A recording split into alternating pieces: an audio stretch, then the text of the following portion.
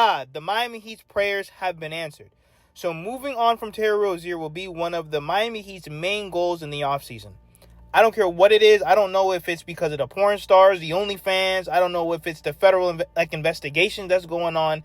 But Terry Rozier this season has been absolutely unplayable. If you would have told me that if you give up Kyle Lowry in the first round pick and he would have played this bad, everyone would have laughed. I understand people will say, oh, but he was in Charlotte. He was never a winner. I don't care. You're telling me that he's this bad?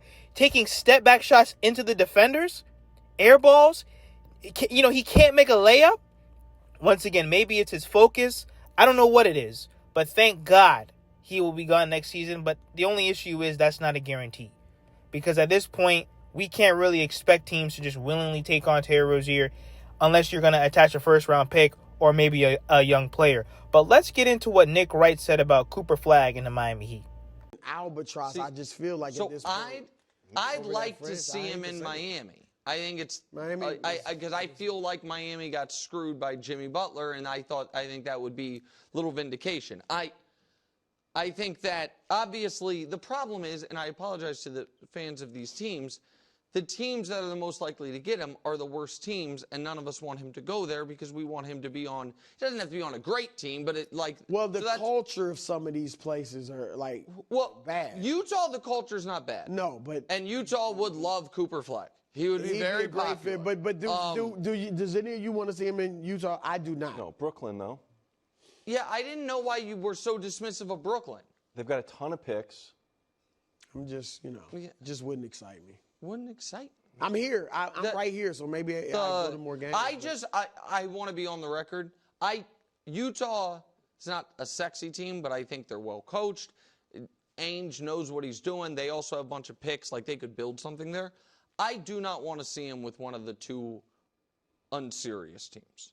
Washington and Charlotte. Well, you knew exactly what I was talking about, both of you, without me saying who they were, which I rest my case, Your Honor, that those... Once again, please, God, you're already answering one of our prayers with Terry Rozier. If you could just give us Cooper Flagg. You gave the Spurs Wemby. We see what you do for all these other teams. All we're asking for is for a generational pick. Do I see it happening? No, because Adam Silver and the NBA, they have jealousy, envy, and hatred towards the Miami Heat. As much as I would love for Cooper Flagg to be on this Heat squad, I just don't see it. Right now, the Miami Heat, they are 10th in the Eastern Conference. I understand that we're either going to make the playoffs or not. Hopefully we don't. At least we can get a top 5 pick, a top 8 pick. I think that would be tremendous for the Miami Heat. But once again, I just don't see the Miami Heat really being able to get a guy in Cooper Flagg unless the NBA gods definitely bless us. But let me know what you guys think about that in the comments. Now, when it comes to Kelel Ware, he's been absolutely dominant for the Miami Heat. And what I mean by dominant, I mean for a rookie. For a guy that was pretty much thrown in this ridiculous season, Jimmy Butler quit on the team. He had to earn Eric Spoelstra's trust. Being able to help Bam Adebayo already, being able to block shots, rebound. Obviously, he has a lot to work on, which is putting on muscle mass this offseason and really working on his skills. But he really does remind me of a guy like Anthony Davis. He's a mobile, athletic big man, which the Miami Heat have needed for so long. We've needed a guy that can really help Bam, especially where Bam doesn't want to be playing the 5 every single game. Can he play 5 at moments? Of course. But at the end of the day, if you have a roaming Bam Adebayo on defense, I think that's going to give the NBA hell.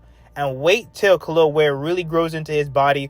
Wait till he really hits the weight room, especially when you have an offseason with Udonis Haslem and Alonzo Mourning. I think that he's in great hands, and I can't wait to see what Kelel Ware can do, especially with that three-point shot. I know it's not consistent, but being able to shoot and being a mobile 7-footer that can pretty much do a little bit of everything, I think that's huge for the Miami Heat. Let me know what you guys think in the comments. Hit that subscribe button, and thank you for all the support.